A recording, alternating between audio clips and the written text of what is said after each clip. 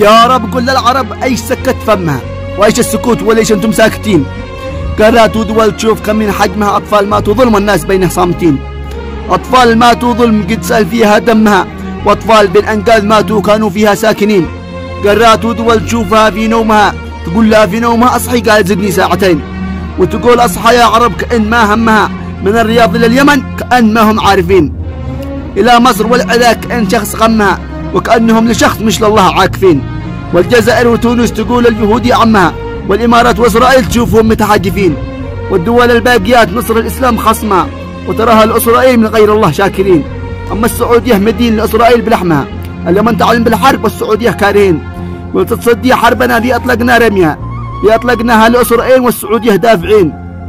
تدافع على اليهودي والمسلم تاكل عظمها، وتحرق رايه الاسلام ورايه اليهودي رافعين. وتقتل الاطفال واليهودي تقوي عزمها، وتساعد بقصف غزه ومع اسرائيل عاملين.